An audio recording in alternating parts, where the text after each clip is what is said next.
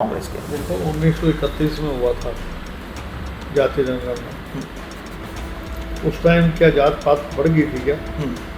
उसके बाद 1941 में हुई, वो उसको सार्वजनिक नहीं किया गया। 2011 के अंदर जातीय जनगणना हुई, उसको आज तक उजागर नहीं किया। बीजेपी तो आरोप लगा रही है कि चाहे बिहार सरकार हो या फिर कर्नाटका की सरकार, कांग्रेस सरकार हो, ये हिंदुओं को बांटने का काम कर रही है, हिंदुओं को जातियों में बांटने का काम कर रही है। आज 8 लाख की आमदनी ऊँट के मुंह में जी रहा है।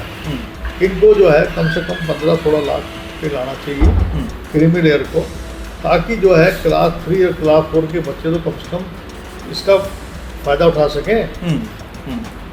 और मैं समझता हूँ बीजेपी बैकफुट का आ गई, उनको समझ नहीं आ रही कि उनके जो है थप्पड़ कहाँ से लगा है, इधर से लगाए उधर से लगाए, घबराए हुए हैं, बुखला गए हैं। बिहार सरकार ने जातीय जनगणना के डेटा को सार्वजनिक किया है और उस डेटा के सार्वजनिक होने के बाद मोदी सरकार ने बिहार सरकार को तमाम तरह के आरोपों के चलते घेरना शुरू कर दिया है और कयास ये भी लगाए जा रहे हैं कि कर्नाटका सरकार भी जातीय जनगणना के आधार पर, जातीय मुद्दों के आधार पर जनगणना कर रही है और जल्द ही उस डेटा को भी सार्वजनिक किया जाएगा।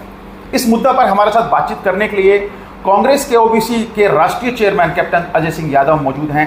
इनसे जानने की कोशिश करेंगे कि सर, बिहार सरकार ने जिस तरह से जातीय जनगणना की है, तमाम वो जात कास्ट जो हैं, चाहे वो कास्ट ब्राह्मण हो, ओबीसी हो, एससी हो, एसटी हो, तमाम तरह के डेटा को सार्वजनिक किया है। कहीं ना कहीं इसको लेकर मोदी सरकार बिहार सरकार के ऊपर तमाम तरह के आरोप लगा रही है। इसको लेकर आप क्या कुछ कहेंगे? ओबीसी के राष्ट्रीय चेयरमैन हैं सर आप कांग्रेस के। देखो 1931 में हुआ था जातीय जनगणना। उस टाइम क्या जात पात बढ़ गई थी क्या? उसके बाद 1941 में हुई, वो उसको सार्वजनिक नहीं किया गया।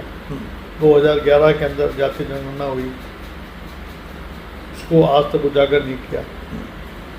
2021 में होना चाहिए था, जातीय जनगणना नहीं करवाई इन्होंने।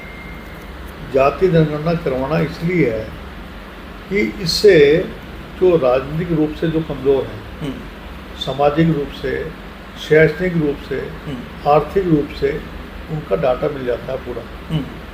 सुप्रीम कोर्ट जो है और हाई कोर्ट जो है, ओबीसी की जो हमारी रिजर्वेशन थी, नीट में आज तक हमें रिजर्वेशन नहीं है हमारी। यूनिवर्सिटीज़ के अंदर जो है आपकी जो सेंट्रल यूनिवर्सिटी हैं, 44 यूनिवर्सिटी हैं, केवल 9 प्रोफेसर। सचिन तो आपको बताई दिया, राहुल गांधी ने केवल 3 है 90 में से। आप देखिए जितनी भी यूनिवर्सिटीज़ हैं वहाँ पर इन्होंने क्रीमी लेयर लगा दिया। हरियाणा में तो 6 लाख कर दिया, 6 लाख में इनकम में डाल दी, और उससे हमारी जो ओबीसी की सीटें हैं वो भर्ती नहीं, उसमें जनरल के लोगों को भर दिया जाता है। और केंद्र में 8 लाख है। आज 8 लाख की आमदनी ऊँट के मुंह में जी रहा है। इनको जो है कम से कम 15-16 लाख पे लाना चाहिए क्रीमी लेयर को, ताकि जो है क्लास 3 और क्लास 4 के बच्चे तो कम से कम इसका फ़ायदा उठा सकें। और ये जो बिहार सरकार ने किया, ये स्वागत योग्य है। आज जो है अगर आप 115 जातियाँ ऐसी हैं जिनकी जो आबादी है वो 0 पॉइंट से नीचे कम है, वो राजनीतिक रूप से कमज़ोर है, वो आर्थिक रूप से कमज़ोर है, वो सामाजिक रूप से कमज़ोर है। जिनकी आबादी ज़्यादा है उनमें भी जो ओबीसी के लोग हैं, उनमें भी गरीब लोग हैं। जब आपके पास डाटा होगा तो आप पॉलिसीज बना सकते हैं कि भाई आपने जो गरीब ओबीसी के लोग हैं उनके लिए आप हाउसिंग की कॉलोनी बना सकते हैं। किसके पास कच्चा मकान है, किसके पास पक्का मकान है, किसके पास स्कूटर है, किसके पास साइकिल है, किसके पास पक्का मकान है, किसके पास नौकरी, किसके पास नौकरी नहीं है।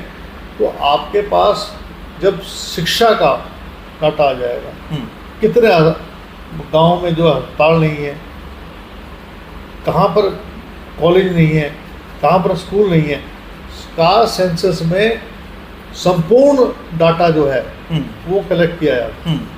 तो सरकार उससे नई पॉलिसी बनाकर, और ओबीसी का डिपार्टमेंट अलग बनना चाहिए। जब तक वो, जैसे हमारे महाराष्ट्र में ओबीसी का डिपार्टमेंट अलग है, कर्नाटक में अलग हमारा ओबीसी का डिपार्टमेंट है। वो जातीय जनगणना करके मैं बधाई देना चाहूँगा नीतीश कुमार जी को और तेजस्वी जी को, जिन्होंने ये पहल करी। और ये जो जंप है 11% का जंप है। 1931 में 52% थी, अब 63% है। अरे 27% आरक्षण भी नहीं मिल रहा हमें। कैप्टन साहब, झारखंड में झारखंड में 14% आरक्षण है, छत्तीसगढ़ में 14% है, 27% की बिल पास करके असेंबली ने गवर्नर लिए बैठा हुआ है। तो कौन है आज जो है महिला आरक्षण में, 33% आरक्षण में SC ST OBC माइनॉरिटी को बाहर कर दिया। तो बहुजन समाज विरोधी जो है चेहरा बीजेपी का उजागर हो गया। नहीं, आपकी तमाम दलीलें आप जो बता रहे हैं वो बीजेपी की समझ में क्यों नहीं आ रही हैं? बीजेपी तो आरोप लगा रही है कि चाहे बिहार सरकार हो या फिर कर्नाटका की सरकार, कांग्रेस सरकार हो, ये हिंदुओं को बांटने का काम कर रही है, हिंदुओं को जातियों में बांटने का काम कर रही है। 2025 में जब जातीय जनगणना करेंगे, जो उन्होंने वायदा किया है, तो उसके बाद डीलिमिटेशन हम करेंगे, तब जो है जाति जब जाति भेदभाव नहीं होगा, तब हिंदू नहीं बटेंगे। तो या तो 2025 का जातीय जनगणना ये कराएंगे नहीं, ये जुमला है। ये तो इन्होंने फ्लोर ऑफ द हाउस में बोला है कि भाई इन्होंने 2021 में नहीं किया। 2003 जब कांग्रेस ने कहा कि आप जो है महिला आरक्षण बिल 2024 में करें और SC ST OBC माइनॉरिटी की महिलाओं को उसमें लें, तो इन्होंने कहा कि हम 2025 में जातीय जनगणना करवाएंगे, 2026 में डिलिमिटेशन कराएंगे। एक तरफ तो आप कह रहे हैं कि मोदी जी कह रहे हैं ये पाप है, एक तरफ आप ये कह रहे हैं कि हम जातीय जनगणना करवाएंगे। तो सच कौन है, झूठ क्या है?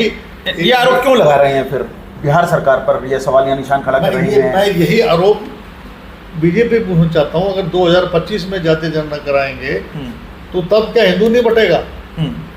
इनका आधार क्या है कहने का? ये लोग जो हैं घबरा गए हैं। इन लोगों के जमीन के नीचे से जमीन निकल गई, इनके पाँव के नीचे से घबराए हुए हैं।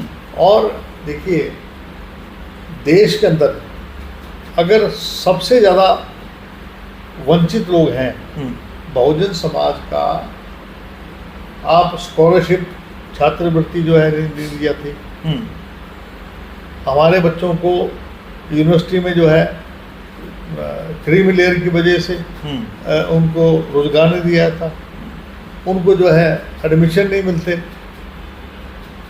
नीट में आज तक आरक्षण तो नहीं दिया OBC को। तो कब तक जो है देश का जो 52% जिनकी आबादी है, जो 1931 के हिसाब से थी, और बढ़ जाएगी अभी अगर जातीय जनगणना कराएंगे तो हमारी 27% में हमारे तो आरक्षण बढ़ेगा हमारा। अच्छा, 5 राज्यों में चुनाव हैं, क्या ये चुनावी मुद्दा बनने वाला है 2024 के चुनावों में भी? मैं इसको मुद्दा नहीं मानता, ये अधिकार है। और मैं समझता हूँ बीजेपी बैकफुट पे आ गई है, उनको समझ नहीं आ रही कि उनके जो है थप्पड़ कहाँ से लगा है, इधर से लगाए उधर से लगाए, घबराए हुए हैं, बुखला गए हैं। इसलिए जो है मोदी जी अंट संट बोल रहे हैं। ठीक है। हाँ। तो ये हमारे साथ कांग्रेस के वरिष्ठ नेता कैप्टन अजय सिंह यादव हैं, जिनका कहना है कि जातीय जनगणना एक मुद्दा नहीं बल्कि अधिकार है उन तमाम वंचित लोगों के लिए जो सदियों से इस दंश को झेलते आ रहे हैं। कैमरामैन जितेंद्र शर्मा के साथ नीरज वशिष्ठ, गुरुग्राम, हरियाणा तक।